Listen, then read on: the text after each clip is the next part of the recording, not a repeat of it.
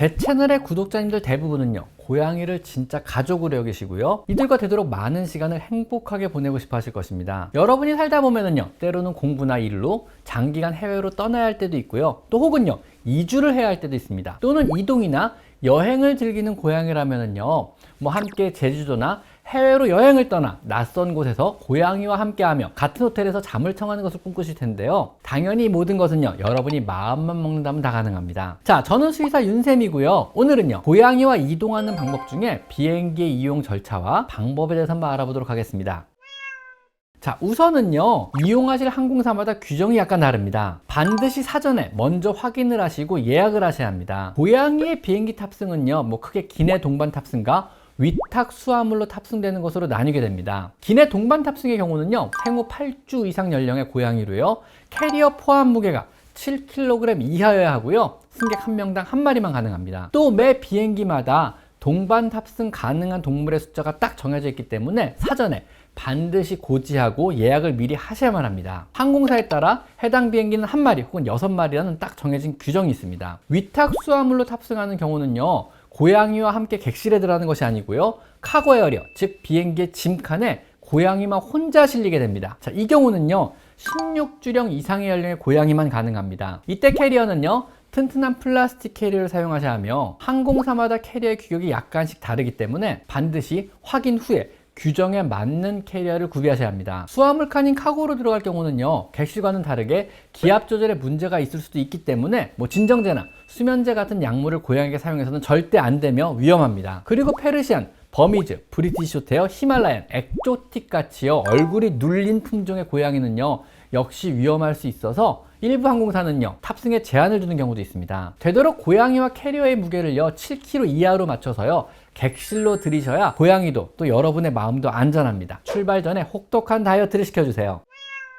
자, 일반적인 고양이 탑승 조건은요, 고양이에게 잠을 유발하는 수면제나 안정제를 먹여서는 안 되고요, 자, 이때 항불안제는 가능합니다. 스트레스를 줄여주는 항불안제는 오히려 사용이 권장됩니다. 임신 중인 경우 역시 탑승이 제한되며 객실의 경우는요, 8주령 이상이어야 하며 화물칸의 경우는요, 16주령 이상이어야 탑승이 가능합니다. 고양이가 건강상의 문제가 있는 경우는요, 당연히 탑승이 제한됩니다. 공격성이 심하거나 과하게 흥분하는 성격의 고양이 역시 탑승이 제한되고요, 얼굴이 눌려있는 단형 두개종인 뭐 페르시안, 버미즈, 브리티시 숏헤어, 히말라얀, 엑조틱 같은 품종의 고양이 역시 이동상 위험할 수 있어서 일부 항공사는 제한을 합니다. 반드시 항공사에 문의하여 사전에 확인을 해 보셔야만 합니다. 자, 그러면은요, 뭐 항공사를 정하시고 항공사별 규정을 숙지하여 고양이의 동반을 확인받고 티켓을 예약하셨다면은요, 제주도와 같은 국내 여행의 경우는요, 광견병 예방접종 증명서가 필요하시고요, 공항에서 발권을 하시면서 반려동물 운송 계약서를 작성하셔야 합니다. 대한항공 같은 국내 일부 항공사의 경우는요, 동물 동반 시 미리 작성할 수 있도록 카카오톡으로 반려동물 운송 계약서를 보내주기도 합니다. 만약 국내가 아닌 해외 출국이시라면은요, 이건 조금 더 복잡해집니다. 해외로 나가게 된다면은요, 도착 국가의 검역 시 필요한 서류를 각 나라마다 확인하여 구비를 하셔야만 합니다. 동남아나 미국 같은 나라는요,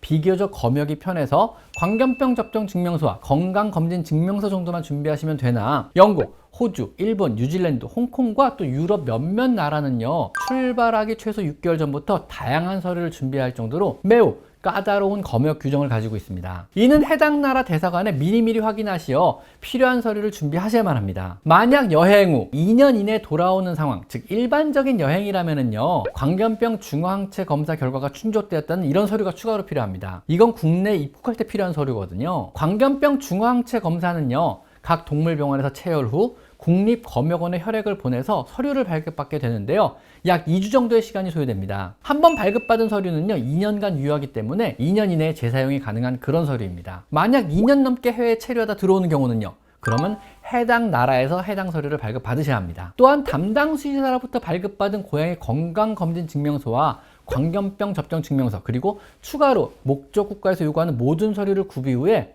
한두 시간 더 일찍 공항에 갑니다. 해당 고양이는요, 반드시 마이크로칩 시술이 돼 있어야 하며 모든 서류에는요, 시술받은 마이크로칩 번호와 일치하는 마이크로칩 번호가 서류마다 들어가 있어야 합니다. 인천공항의 동물식물 검역소에 방문하여 준비한 서류를 제출하고 서류와 고양이의 건강에 이상이 없다는 것을 확인을 받은 후에 검역증명서를 발급받아야 합니다. 이때 검역소의 운영 시간은요, 오전 9시부터 오후 6시까지니까 반드시 시간 내에 검역을 마치셔야만 합니다. 그 후에 검역증명서를 가지고 발권 후에 출국 수속을 받으시면 됩니다.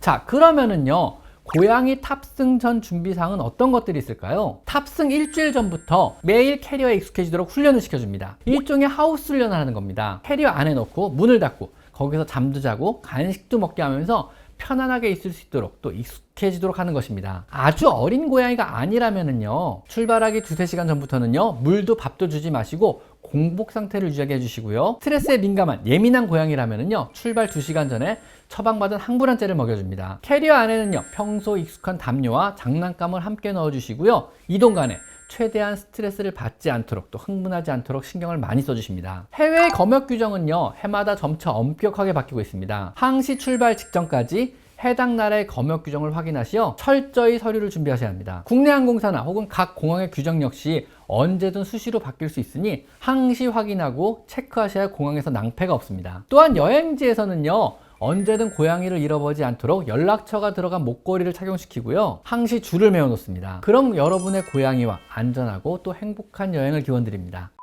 자, 지금까지 저는 수의사 윤쌤이었고요. 오늘은 고양이와 함께 비행기를 탑승하는 절차와 방법을 한번 알아봤습니다. 자, 오늘은 여기까지 마이펫 상담소였습니다. 감사합니다.